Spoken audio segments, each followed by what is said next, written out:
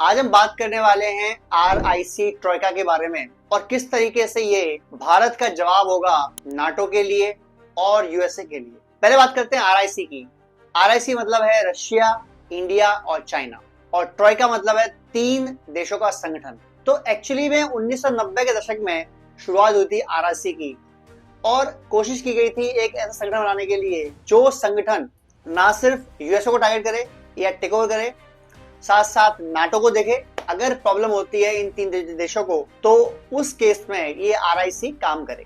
लेकिन धीरे धीरे प्रोग्रेस भी हुई इसमें और 20 मीटिंग्स भी हुई लगभग इन तीनों देशों के आपस में। बट दिक्कत आई गलवान के बाद। जब गलवान में झड़प हुई भारत की और चाइना की, तो उसके बाद जहां भारत के 20 सैनिक मरे और चाइना के लगभग 40 सैनिक मरे, हालांकि कहता वो 4 सैनिक ही है पर 40 मरे ऑफिशियली। उसके बाद दिक्कत आई, RIC को थोड़ा सा हैंगओवर कर दिया या रोक दिया गया। अब उस टाइम एक दूसरा आगे बढ़ा संगठन जिसका नाम है क्वाड, जिसमें अमेरिका, इंडिया, जापान और ऑस्ट्रेलिया शामिल थे। बट जब से डोनाल्ड ट्रंप वापस प्रेसिडेंट बना है और ये पगला आदमी मैडमैन दुनिया को कह रहा है टैरिफ टैरिफ टैरिफ, सुबह उठता है टैरिफ, शाम को सोता है टैरिफ, लगता है खाता भी टैरिफ ही है ये, और इसने धमकी देना शुरू कर दिया इंडिया को। ये खुद नहीं रुका। इस भाई ने नाटो के जो चीफ हैं मार्क रूट या मार्क रुट जिनको बोलते हैं, उनको बोला कि आप भी बोल दो कि जो चाइना से ऑयल लेगा उसको हम 100% टैरिफ लगा देंगे, और चाइना से ऑयल कौन लेगा? भारत लेगा, चाइना लेगा और ब्राजील लेगा। किससे? रशिया से। तो रशियन ऑयल अगर आप परचेस करते हैं तो हर उस देश पर 100% टैरिफ लगेगा। ये बोला है नाटो के चीफ ने। पहली बात हमने आपको लास्ट वीडियो बनाया था कि नाटो का चीफ होता कौन है, ये बताने वाला कि कौन सा देश क्या करे और क्या ना करे।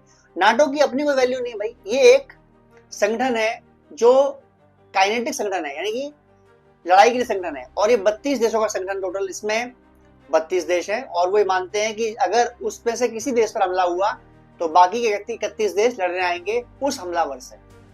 ये बेसिकली बनाया गया था रशिया के खिलाफ, जिसमें 18 कंट्रीज इनिशियली थे, बाद में ये 18 बढ़ते बढ़ते ये 32 तक पहुंच गया। और जो रशिया ने हमला किया यूक्रेन पे, वो भी इसी चक्कर में किया है क्योंकि यूक्रेन चाहता था नाटो का पार्ट बनना, मेंबर बनना। अब रशिया को डोनाल्ड ट्रंप यानी यूएसए और नाटो टेक ऑन कर नहीं पा रहा, रोक पा नहीं रहा। वो धमकी देते हैं, जो वो लगाते हैं, उन पे प्रतिबंध लगाते हैं, सैंक्शंस लगाते हैं, कुछ भी करते हैं, लेकिन रशिया रुकता नहीं। तो अब उन्होंने क्या कहा कि यार रशिया तो हम रोक नहीं पा रहे, एक काम करते हैं, हम जो इनके सहयोगी है ना, जो दोस्त है, उनको रोकते हैं। तो मार्क रूट ने मुंह से नाम लेके बोल दिया। एक तो मुंह से बोला है कि यूएस का जो प्रेसिडेंट है डोनाल्ड ट्रंप, वो डैडी है उसका, बाप है उसका। ये ऑफिशियल स्टेटमेंट है, मेरी अपनी स्टेटमेंट नहीं है। और उसके बाद उसने बोला कि चाइना, भारत और ब्राजील जो रशिया से ऑयल परचेस कर रहे हैं, ये एक्चुअली फंडिंग कर रहे हैं रशिया की, ताकि वो यूक्रेन वॉर को कंटिन्यू कर सके। तो इसलिए अगर ये कंटिन्यू करते हैं, ये परचेस नहीं करते हैं तो हम ठीक है, और अगर परचेस करते रहते हैं ऑयल एंड गैस को तो फिर हम इन पर 100% टैरिफ लगा देंगे, जिससे कि ये रुक जाए। मतलब बेसिकली वो चाहता ये है कि भारत, चाइना, ब्राजील फोन करे और नाटो को सपोर्ट करे और रशिया को बोले कि भाई आप अपना हमला लड़ाई बंद कर दो यूक्रेन से, क्योंकि हम तो रोक नहीं पा रहे, नाटो वाले रोक नहीं पा रहे। अब भारत ने क्या जवाब दिया? भारत ने बोला देखो भाई, हम कोई मीडिएटर नहीं है और हम कोई कॉल सेंटर नहीं है। हम कॉल सेंटर नहीं है आपके कॉल करने के लिए कि भाई कॉल करें, आप अपनी लड़ाई खुद लड़ो। और ऑयल एंड गैस जो हम परचेस कर रहे हैं वो हमारे अपने पक्ष में है। हमें 140 जनसंख्या, जो हमारी 140 करोड़ की जनसंख्या है, हमें उसे ऑयल देना है और सस्ते दाम पर देना है। अब दूसरी बात, नाटो और यूएसए ने कहा था, यूएसए एंड यूरोप ने कहा था कि जो रशिया है, अगर उसका ऑयल $60 प्रति बैरल मिलता है तो आप परचेस कर लो, क्योंकि वो सैंक्शन नहीं है, प्रतिबंध नहीं, बेसिकली वो रेट कम किए गए, तो भैया मेरा कम रेट मिल रहा था। अब इन्होंने लगा दिया कि $47.5 प्रति बैरल अगर यहाँ मिलता ले लो। तो रशिया में दे रहे हैं भाई, हम ले रहे हैं, अब हम उसके क्या कर रहे हैं, कितना पैसे बना रहे हैं, वो आपके मतलब नहीं है। तो इंडिया कोई कॉल सेंटर नहीं है कॉल करे आपके लिए।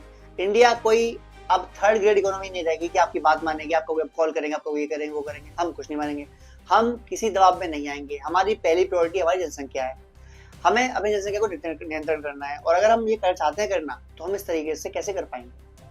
अगर भारत रशिया का ऑयल परचेस ना करे, अगर चाइना रशिया का ऑयल परचेस ना करे, तो जो दुनिया में जो ऑयल के प्राइसेस हैं वो $100 को पार कर जाएंगे, जिससे क्या होगा? महंगाई बहुत बढ़ जाएगी। हालांकि मैं यहाँ पे नेगेटिव पॉइंट लेता हूँ भारत की सरकार के लिए, कि सरकार ने भले $60 प्रति परचेस किया हो या 47 परचेस किया हो, लेकिन भारत की जो जनसंख्या, जो आम जनता है, उसे कोई बेनिफिट नहीं दिया।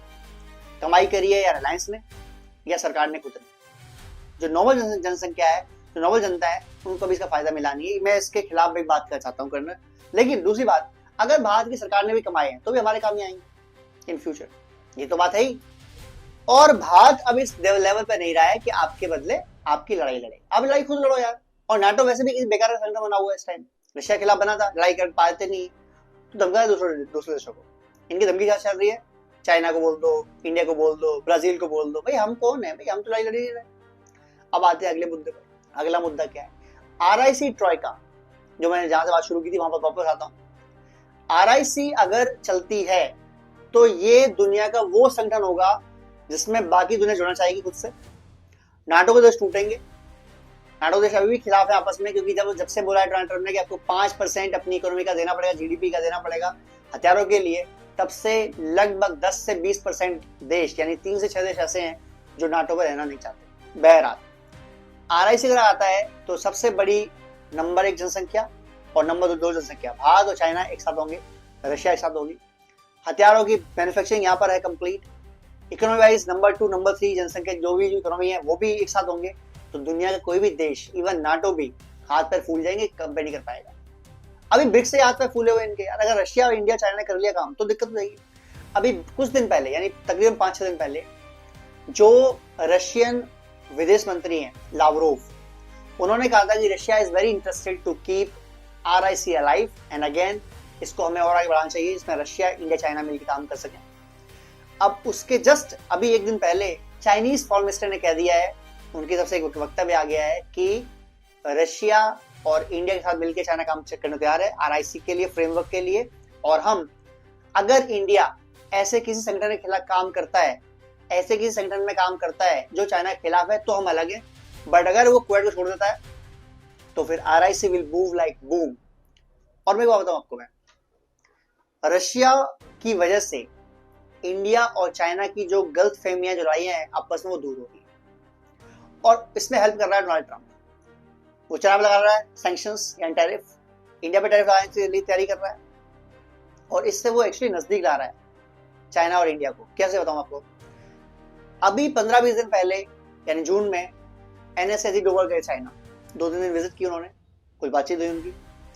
जब वापस आए, रक्षा मंत्री राजनाथ सिंह पहुंच गए एससीओ मीटिंग के लिए। जब वापस आए, विदेश मंत्री जयशंकर पहुंच गए मीटिंग के लिए। और अब सुनने में आ रहा है अगस्त में पीएम मोदी जाने वाले हैं चाइना। तो ये होने कुछ पक रहा है इंडिया चाइना में, और कुछ बहुत बड़ा पक रहा है। और अगर ये हो गया तो इंडिया उन लोगों में से नहीं जो पीछे हट जाएगा बाद में।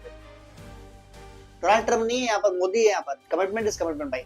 तो आरआईसी का इंप्रूवमेंट नाटो को ना सिर्फ चैलेंज करेगा बल्कि खत्म कर देगा। बाकी आप लोग क्या राय है अपने प्लीज कमेंट कीजिए, शेयर कीजिए, सब्सक्राइब कीजिए। जय हिंद, जय भारत।